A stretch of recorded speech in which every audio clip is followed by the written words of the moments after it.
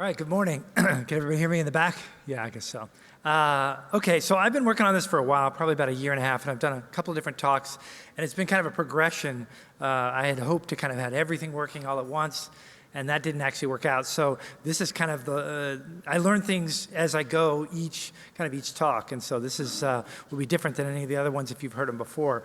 So I wanted to do this initially last year because 2023 was the 50th anniversary of the DEC Lunar Lander game or program. And so I thought it was kind of neat to do it, 50 years later. And so I spent all this time and I actually located one of these GT-40s and borrowed it from a gentleman, Dale Luck, if anybody knows him, and it wasn't working. And so this is kind of the story of that, but a little history first. So back when I was a kid, Apollo 11 landed on the moon. Oh, sorry, wrong slide. Okay, yeah, so basically, so these are out of order. This one.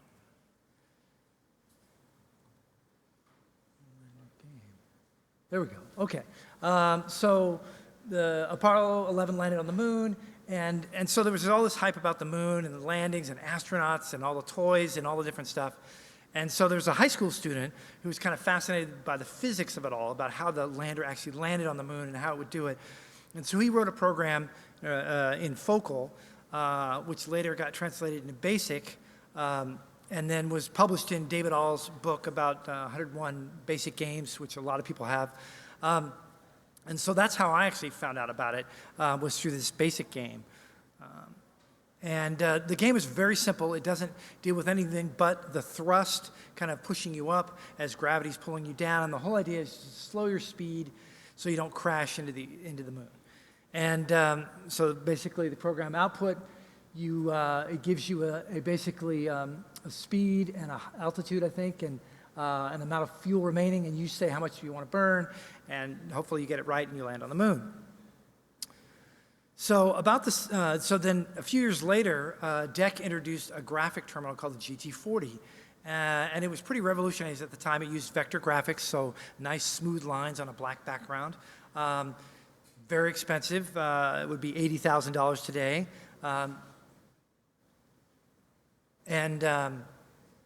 At any rate, it was based on their PDP-11 series. So I took a PDP-11 and then put a vector graphics card with it and called it the GT-40.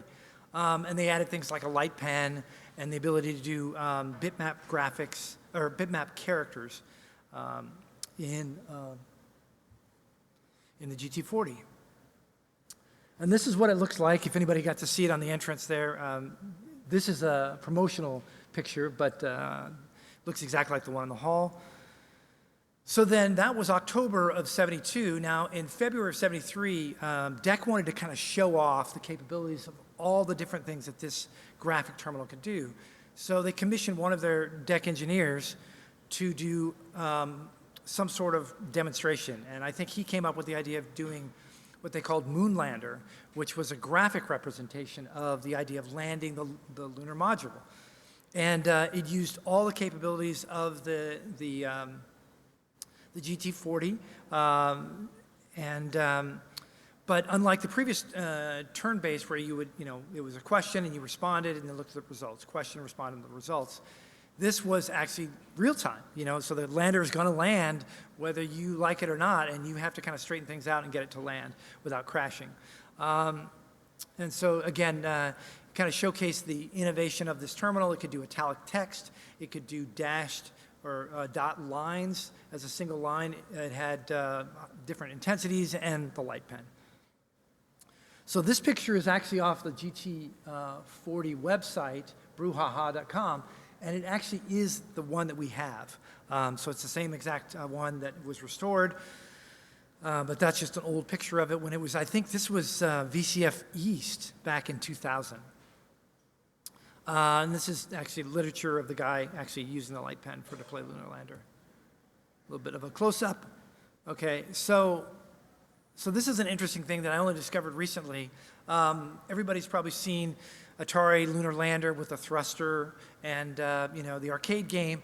And I had my facts kind of mixed up. I thought Asteroids came out first and then Lunar Lander. But no, this actually was the first kind of vector graphics game that Atari did. And it was basically a cost reduction. You know, it was kind of a, maybe they saw the game and they thought, you know, hey, we could do this on cheaper hardware and make it a video game and charge quarters and make money. But what I didn't realize until only recently, after kind of comparing the schematics, is it was a direct copy of the vector generator hardware. It uses a technique called binary rate multiplication.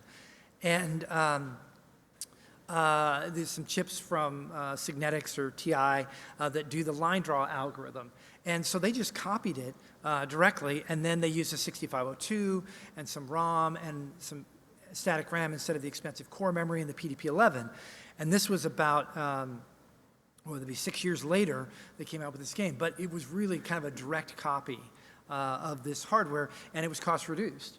And so their game looked a little bit like this, with in the bottom you have these kind of different modes you can run it in, and then you have a landscape, and then they gave points for where you ended up landing.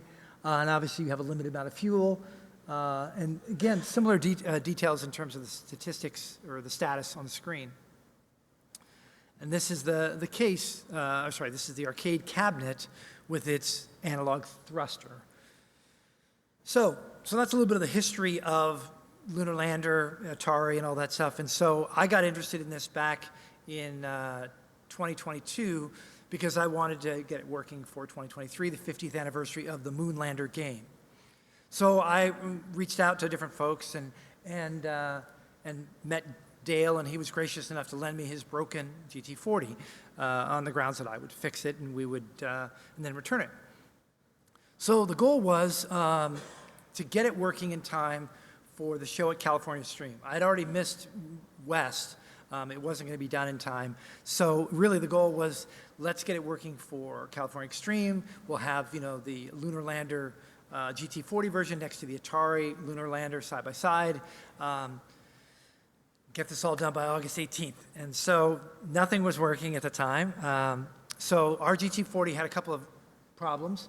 One was screen rot, and that's basically where, before we had safety glass, they had a kind of a front piece of glass and the CRT, and they would put this plastic clear PVA and bond them together. So if the tube were to break, it would kind of stay stuck together. It wouldn't send out shards of sharp glass. But over 30, 40, 50 years, moisture gets in, and then mold gets in for the moisture, and it creates these dots that you really can't, you know, it looks awful, you can't see through it, and it kind of ruins the display. So my friend Fritz Mueller and I, we decided to split up the task. I would take care of the monitor and the CRT, and he would take care of the PDP-11. So we were frantically working on this. So the first step is obviously remove the CRT, and quickly you discover that it's sealed with silicone. And silicone can't be dissolved like most, you know, glues or solvents. It has to be eaten. So I basically scoured the country to find somebody who would ship me this volatile chemical for $100 a bottle that basically is silicone digester. It eats the silicone, and then you can get it out. So, you know, I stuck in this thing and squirted it in with hypodermic needles and scraped it out, and got it all clean. And eventually, I got a success. And so I'm thinking, hey, you know, this is great. This was not too hard. Took me a couple of weeks, you know, for the stuff to get in there and eat it all away. And I'm done. I put this back together. My part's finished. Well, that was not the case because we still needed an implosion shield. And so the gentleman at Rhode Island Computer Museum, when they did their VR14 monitor, they used a piece of Lexan. And they said, oh, just melt it to the curve of the screen and you'll be fine. So you can't really tell here, but there's the front piece of glass and then a square piece of Lexan laying on top of it in the oven being heated. But actually that turned out to be a really complicated thing because if you heat it too long, the plastic starts to bubble, but it fits the screen really nicely, but that didn't work. And then if you don't do it long enough, it doesn't curve enough so it doesn't fit. And then if you do it kind of too long, it touches the screen and the frosted glass then textures the plastic, and then you can't see through it. So I went through like 10 or 11 sheets of this stuff, trying to get it to curve correctly, and finally got something that would work. So this is it all put back together. Hasn't been turned on yet, but it's all back together. And lo and behold, it fired up the first time. I feed in sine waves on both channels. I got a nice diagonal line. And I'm thinking, hey, great. My work's done. You know, we're going to finish in time for California Extreme. We got a couple of weeks left. Things are great. So time to check in with Fritz. So Fritz has done a lot of work. He came here a few years ago and brought his PDP 1145. So he's really into PDP 11s, and so he was going to take care of fixing this. So we're down to now about a week, I think, maybe, a week beforehand, before California Extreme, and he's working on this, and all of a sudden, he gets COVID. So I'm like, oh shit, what are we going to do? So I race up there and pick up the PDP 11. I've never fixed a PDP 11 before. You know, I have electrical background, so I should be able to do it, but I've never done it. So he has all the tools, and so I picked those all up from the board extender and this little diagnostic blade that can single-step code and things like that. And lo and behold, I don't know if you can read it, it says, this is a very good sign. It actually was running. We could actually draw a box. And so this is great. You know, we're thinking, hey, we have time. So this is Friday, the 18th, at 6 p.m., right before California Extreme.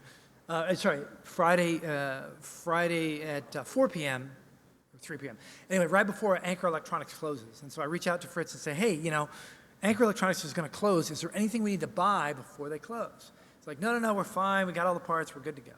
So lo and behold, 6 p.m., we discover that one of the problems in the board is a prom failure, which Anchor Electronics had in stock, but we did not have the parts. So we missed the deadline for California Extreme, and I put up this slide at the thing after doing that part of the talk. We'll have demos next year in 2024, and here's some sites on the progress and whatnot. And so we did succeed. So this year, last weekend, the GT-40 was there, was able for people to play it and see the game and stuff like that. So so eventually we succeeded at that, but just that particular year we didn't get to complete in time. So new goal. So this is August, and now there's Midwest VCF in Chicago in September 9th. Okay, so all right, we're going to finish it for that. We're going to get it working. I'm going to load it up in my minivan and drive it out the 3 days out to Chicago, and we'll be good to go. So, so that was the next goal. So the big thing here is getting all the documents from BitSavers. So I'm doing the repair, and so on BitSavers, there's a bunch of detailed information, schematics, all these different things, which we could not have restored it without it. It really was a quintessential help in that, and so this is where I take over of the GT40, because he's going to be going out of town to work on that space telescope down in Chile, and so I have to finish between now and September 9th. So, so where to start? So back to that prom that killed us at California Extreme. So there was no binary file that we could save, so we had to take the listings and manually type it back in. And so Fritz was working on that, and he typed, it's just 256 entries, and he typed them all in. And so he sent me the file, and I'm like, okay, great, I have the programmer, I have the prom, I can do that. And, rule number one, I used to work at Tesla and Qualcomm, and in these pressure environments, you really have to kind of just make sure everything's right. And so it's not a negative thing, you just double check. Don't trust anybody, just make sure it's right. And so Fritz is very detail-oriented, very thorough. And I'm thinking, I don't need to check, he does a good job, but no, I'm just gonna double check. And so I went through, and all the data was right except for 2 numbers that had just been transposed. And if we had programmed that in the prom and I'd used it, it would have created a bug so subtle that it would have taken us months to find it, But I just checked it, and it was just a reversal. I fixed it, and so then I could say, I know for a fact the data from the listing is the data that's in the prom. And lo and behold, we got back to, this is a very good sign, because it died before California Extreme.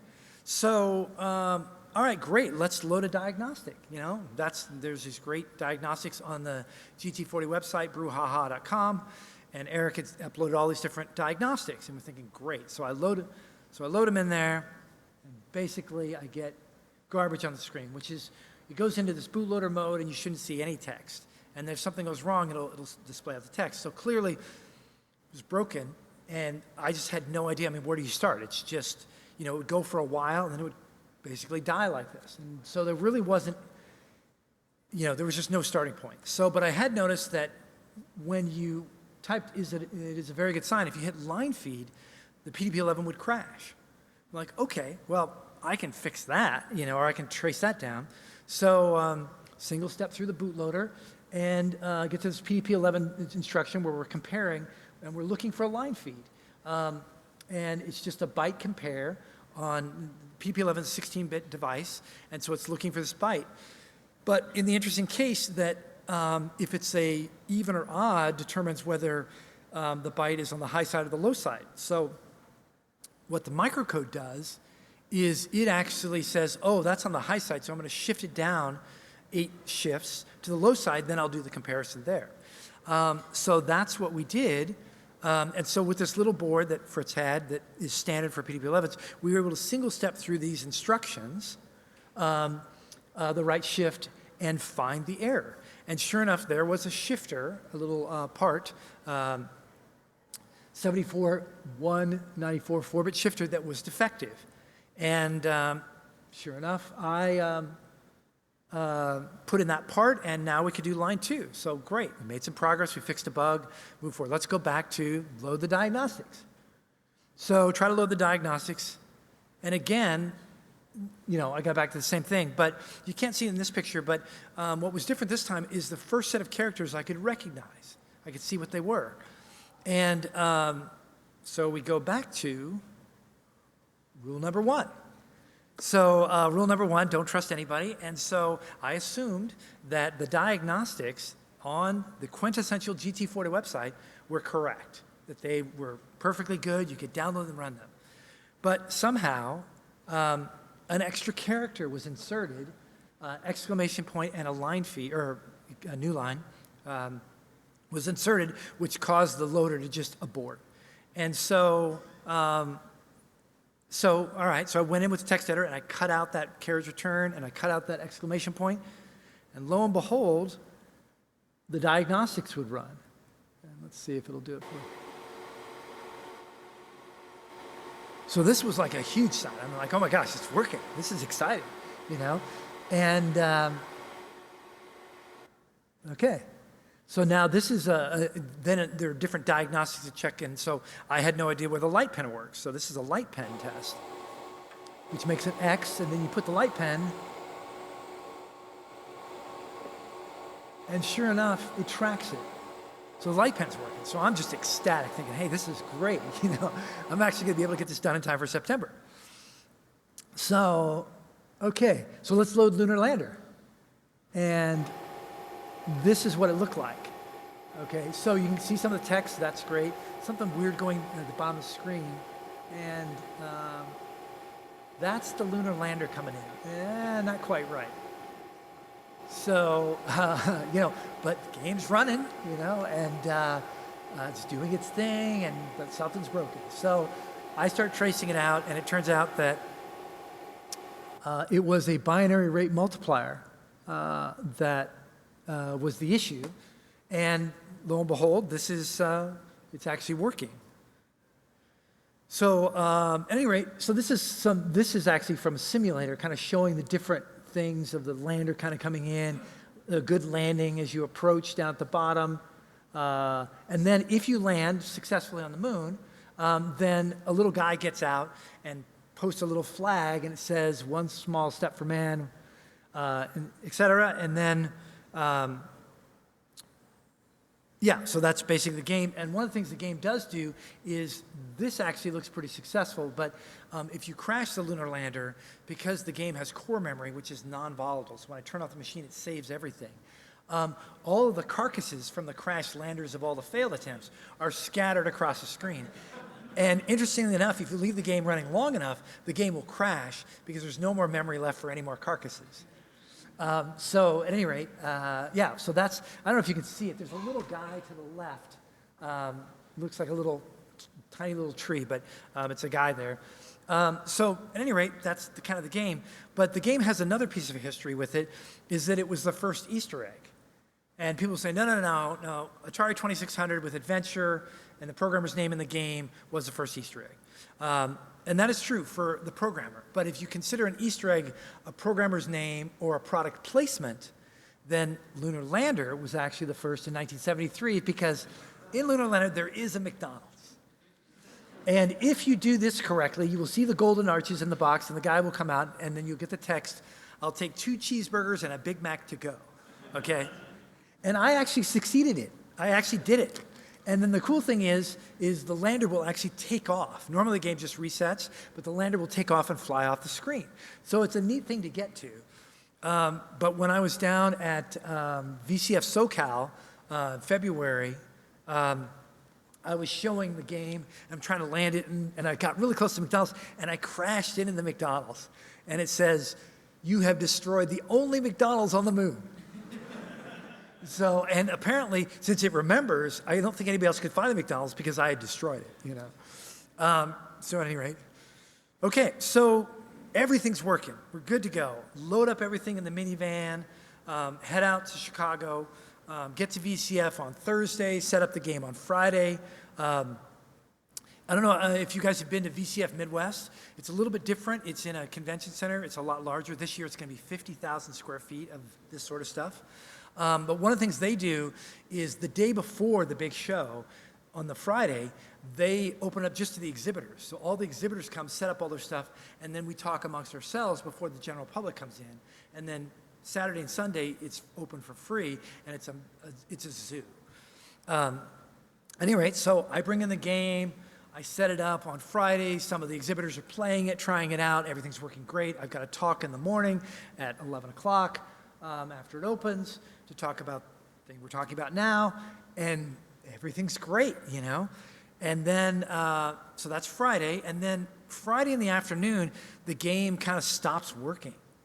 And I'm like, wow, that's weird. What's going on? And so I kind of panicked, and I brought it back to my friend Steve, who has a shop just, you know, a mile or two away.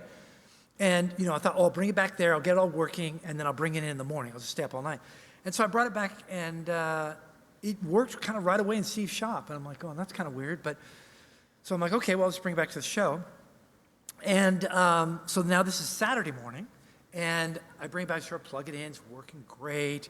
The crowd comes in, and then all of a sudden the game just starts acting up and just stops working. And I'm like, what is going on with this thing? And I can't figure it out. And my talk is in 5 minutes, and I'm like, okay, what am I going to do? Another failure. Didn't get it working for the show. So at any rate, but we have to go back to rule number 1, right? Don't trust anything. Okay, so what did I not trust? Okay.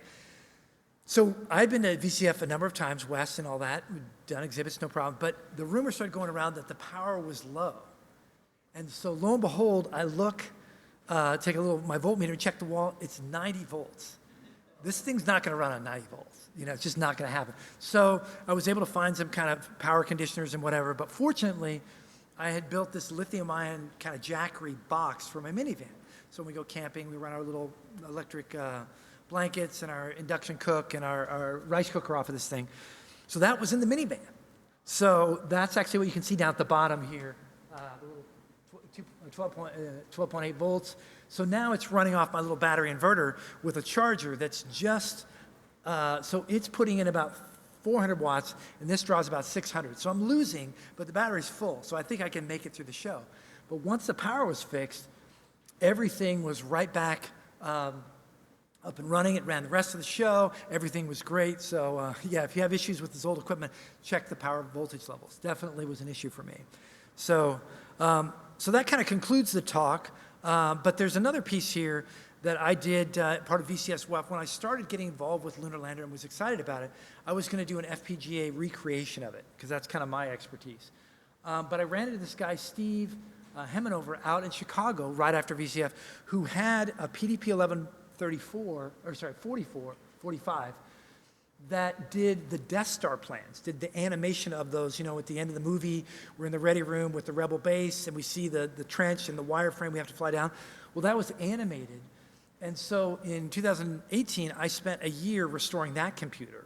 and getting that working, and we did a talk on that, and that's online if you look for VCF Midwest Death Star plans. But we were able, since this was Steve's shop, we were able to actually show the two side by side. So this is the computer 1145 vector general system that I restored in time for VCF in 2019, and that's the Lunar Lander side by side. And of course, we had to have the dueling lights pen Death Star battle between Steve and myself. So, at any rate, so if you have any other questions, I think they'll post this somewhere, but you can go to my website, Tactical Solutions, has the link to the restoration, and Fritz's website as well. He did a lot of the early work as well, kind of getting the details of what failed and how it works and all that stuff. And then Steve's talk about the Death Star plans is also available on YouTube as well. So, any questions? Okay, well, thank you.